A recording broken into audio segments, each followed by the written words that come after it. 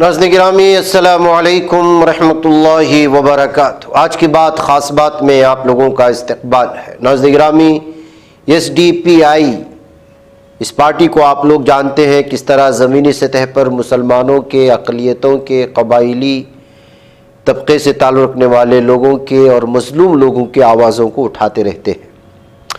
आजकल कर्नाटक में ये पार्टी बहुत ज़्यादा मुतहर्रिक नज़र आ रही है, अलग अलग मुस्लिम मसाइल को लेकर के और दीगर अफराद के भी मसाइल को लेकर के, जिसमें तमाम तबक़ात के मसाइल होते हैं, उसको लेकर के घर घर भी जा रही है। जलसे वो जुलूस मुनक़िद कर रही है, कॉन्फ्रेंस वग़ैरह मुनक़िद कर रही है ताकि लोगों में आगाही पैदा की जा सके। इसी तरह से मरकज़ी हुकूमत की जानिब से लाए गए वफ़ तरमीमी बिल 2024, जिसे 13 फरवरी को पार्लियामेंट के दोनों ऐवानों में पेश किए जाने की मुखालिफत में social democratic party of India यानी SDPI कर्नाटक रियासती कमेटी की जानिब से सैयद फ़तह शाह वली दरगाह, मारुति नगर रोड, हुबली में तहफ़्फ़ुज़ औक़ात कॉन्फ्रेंस का शानदार इनेक़ाद किया गया था। इस बिल की संगीनियों से अवाम व ख़वास को वाकिफ़ कराने, बिल को यकसर मुस्तरद करने के लिए, वक़्फ़ अमलात की अहमियत से आगाह करने और उनकी देखभाल और तहफ़्फ़ुज़ में शमूलियत की हौसला अफजाई के लिए अवामी बेदारी मुहिम चलाई गई। इस मौके पर इस सूरत हाल की तरफ भी तवज्जो दिलाने की कोशिशें की गई कि हमारी बेतवज्जुही और गफलत का ही नतीजा है कि बड़ी तादाद में वक्फ जायदादों को औने पौने दामों में बेच दिया गया। खुद मुसलमान भी कसरत से वक्फ जायदादों के इस्तेहसाल में शामिल हैं। बहुत सारी वक्फ अराजी पर हुकूमत ने बड़ी बड़ी इमारतें तामीर कराई, कई एकड़ ज़मीनों की हिसारबंदी कर दी। ऐसी सूरत में जहाँ ये सरकार की जिम्मेदारी है कि वो कानूनी इक़दामात के ज़रिए वक्फ को तहफ़्फ़ुज़ फ़राहम करे, वहीं मुल्क के मुस्लिम अवाम की भी जिम्मेदारी है कि वो बेदार हो जाएं और वक्फ तहफ़्फ़ुज़ तहरीक का हिस्सा बने। साथ ही मरकज़ी हुकूमत को ख़बरदार किया कि अगर ये बिल वापस नहीं लिया गया तो मुल्क भर में CAA और NRC की तरह बड़े पैमाने पर एहतजाज किया जाएगा।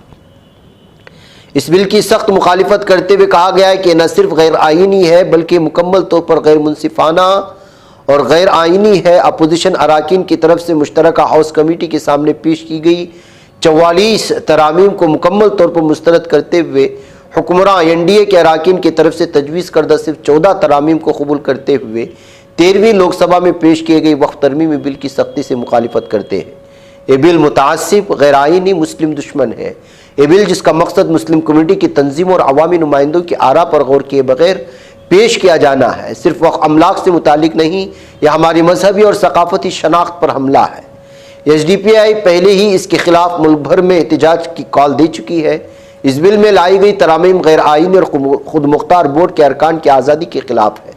मरकज़ी हुकूमत के इस गैर आइनी इक़दाम के खिलाफ तिजारती शहर हुबली में मुनक़िदा वक्फ तहफ़्फ़ुज़ कॉन्फ्रेंस में SDPI के रियासती सदर अब्दुल मजीद, कौमी कमेटी के रुकन डॉक्टर सईदा सादिया, अब्दुल हन्नान नायब सदर, BR भास्कर प्रसाद रियासती जनरल सेक्रेटरी, अफसर कोडलीपेटे जनरल सेक्रेटरी, रियाज कडम्बू सेक्रेटरी, दलित रहनुमा शंकर अजमानी, आसिफ पाशापुर समाजी कारकुन, शफकता बड़ेगरा सदर मसावी हुकूक तंजीम के रियासती सदर, दत्तू गायकवाड़, डॉक्टर करीमा समाजी कारकुन, मजहबी रहनुमाओं के अलावा आइन से मोहब्बत करने वालों की बड़ी तादाद ने शिरकत की और इस कॉन्फ्रेंस को कामयाब बनाया।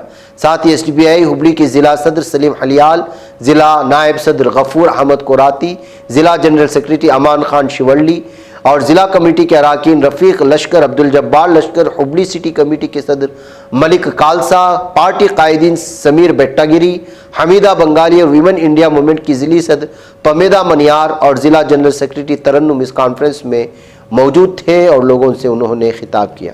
इस मौके पर डॉक्टर हन्नान साहब इस मामले में क्या कह रहे हैं, आइए उसकी कुछ झलकियाँ हम यहाँ पर देख लेते हैं। अस्सलामु अलैकुम व रहमतुल्लाहि व बरकातुहू। गुड आफ्टरनून, जय भीम, नमस्कारಗಳು। डयास पर बैठे हुए जनाब Abdul Majeed sahab, state president SDPI, मोहतरमा professor Syeda Sadia sahiba, national working committee member, Shri BR Bhaskar Prasad sahab, state general secretary, और Afsar Kodlipete sahab state general secretary, Riyaz Kadambu sahab, Afsar KR नगर साहब और डयास पर बैठे हुए मोअज़्ज़िज़ मुख्तलिफ़ जमातों से, मुख्तलिफ़ पार्टियों से, मुख्तलिफ़ आर्गनाइजेशन से ताल्लुक़ रखने वाले हमारे ज़िम्मेदार हज़रात और मेरे सामने बैठे हुए मोअज़्ज़िज़ भाइयों, बहनों और ज़िम्मेदारों, आज का ये कॉन्फ्रेंस वक्फ के ताल्लुक़ से, औक़ाफ़ की तहफ़्फ़ुज़ के ताल्लुक़ से अवाम को बेदार करते हुए हुकूमत को चुनौती देने के लिए ये कॉन्फ्रेंस मुनक़िद किया गया है। ये SDPI का पहला कॉन्फ्रेंस नहीं है। दिल्ली हो, आंध्रा हो, केरला हो, बिहार हो, मुख्तलिफ़ रियासतों में, मुख्तलिफ़ डिस्ट्रिक्ट्स में हम ऐसे प्रोग्राम्स मुनक़िद कर रहे हैं। एक ही एक मकसद है कि हम औक़ाफ़ के ताल्लुक़ से, तहफ़्फ़ुज़ के एतबार से बेदार हों, अपनी ज़िम्मेदारी का एहसास लें और फिर दुश्मन जिस तरीक़े से आ रहा है उसी तरीक़े से उसे उल्टे पाँव हमें भेजना है। बड़ी ज़िम्मेदारी का ये प्रोग्राम है। वक्फ किसे कहते हैं? वक्फ रुक जाने को कहते हैं। किस बात से रुक जाना? धोखा देने से रुक जाना, गबन करने से रुक जाना, खरीदो फरोख्त से रुक जाना, मिसयूज करने से रुक जाना, अपने लिए इस्तेमाल करने से रुक जाना। फिर वक्फ का मतलब क्या है? वक्फ अल्लाह की जमीन को या अल्लाह की प्रॉपर्टी को सिर्फ अल्लाह के बंदों के लिए इस्तेमाल करने के मैकेनिज्म का नाम वक्फ है। इसमें किसी की यहां पर आंख डालने की जरूरत नहीं है। आपको मालूम होना चाहिए, हिस्टोरिकल मॉन्यूमेंट्स बहुत से इंडिया में हैं।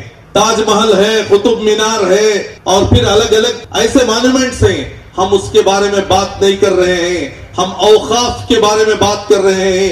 ये किसी के बाप की जगह नहीं है, ये सिर्फ और सिर्फ मुसलमानों की जगह है। बहुत से ऐसे प्रॉपर्टीज हैं जिनके डॉक्यूमेंट्स तक सही नहीं है।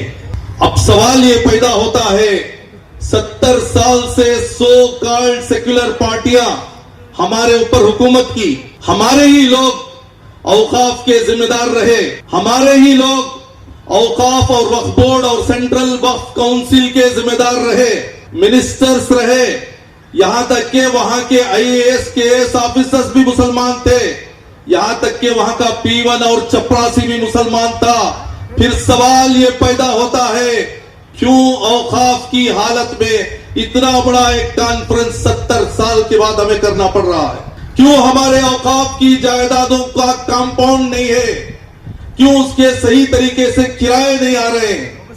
अब आप ही बताओ, हमारे मुअज्जिन को सिर्फ 5,000 रुपए क्यों मिल रहे हैं?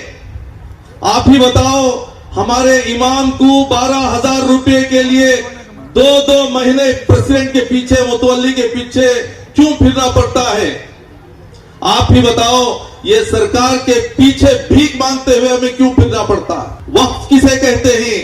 वक्फ ये सिर्फ एक जमीन का नाम नहीं है, वक्फ एक कल्चर का नाम है, एक तहजीब का नाम है, हमारे ईमान का नाम है, हमारे विकार का नाम है और हमारी शान और शार का नाम। वक्फ से 1 इंच पीछे हम हटने वाले नहीं हैं। Social democratic party of India जब 2009 में अपने आप को कैडर्स बनाने की कोशिश कर रही थी, जब हम लोगों को समाजी हुकूक के लिए तैयार कर रहे थे, तो यहां पर बहुत बड़ा वावेला मचाया गया कि वोट तकसीम हो जाएंगे, बीजेपी आ जाएगी, सेक्युलर हुकूमतें हार जाएगी।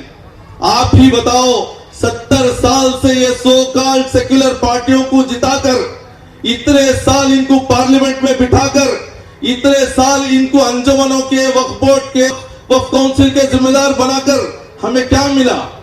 ऐसे वीरान कब्रिस्तान हैं जिनको बुलडोजर चलाकर लेआउट्स बनाया जा रहा है। ऐसे वीरान कब्रिस्तान है जहां पर दफन करने की भी आज इजाजत नहीं है। इसका जिम्मेदार कौन है? कितने ऐसे औलिया अल्लाह हैं, दान में दिया, वक्फ किया। और फिर ये सिर्फ वक्फ का माना मस्जिद नहीं है, वक्फ का माना सिर्फ जो है कब्रिस्तान नहीं है, मजार नहीं है। इसमें बहुत से कमर्शियल प्रॉपर्टीज भी इसमें हैं। जितने भी एनक्रोच हुए हैं वो कमर्शियल प्रॉपर्टीज एनक्रोच हुए हैं। वक्फ के जरिए से तालीम के एतबार से कितने कॉलेजेस हम बना सकते थे, वक्फ प्रॉपर्टीज को लेकर कितने हम हॉस्पिटल्स बना सकते थे, कितने इंडस्ट्रीज को हम कायम कर सकते थे। अब ये सवाल है उलमाए किराम की जिम्मेदारी का क्या हुआ, मुतवल्लियों की जिम्मेदारी का क्या हुआ। जो मुसलमान मिनिस्टर्स बने, कारपोरेटर्स बने, काउंसलर्स बने, उनकी जिम्मेदारी का क्या हुआ। कितने लोग मर के चले गए और कितनी बड़ी नस्ल अभी आने वाली है।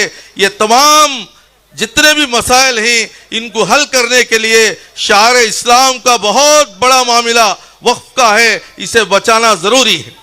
जिस तरीके से नमाज एक इबादत है, ज़कात एक इबादत है, इसी तरह वक्फ भी हमारी इबादत है। इसके ताल्लुक से हम कोई कॉम्प्रोमाइज करने के लिए तैयार नहीं है।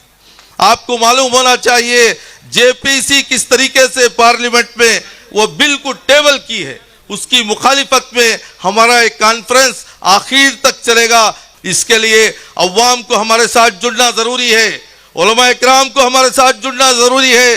सो कॉल्ड सेक्युलर हिंदूस हैं, उनको भी मुसलमानों के 4% 5% वोट जरूरी है। अगर आप जीतना है तो ये मसले में आपको हमारे साथ खड़ा होना पड़ेगा।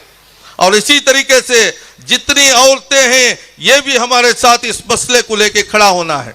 आप ही बताओ 70 साल से वक्फ के लिमिटेशंस के एतबार से, वक्फ की स्पिरिट के एतबार से क्यों हमें एजुकेशन नहीं दिया गया, क्यों हमारे नौजवानों को ऑर्गेनाइज नहीं किया गया, क्यों हमारे अच्छे और मुखलिस लोगों को वक्फ की कमेटियों में जगह नहीं दी गई, क्यों नौजवानों को तैयार नहीं किया गया।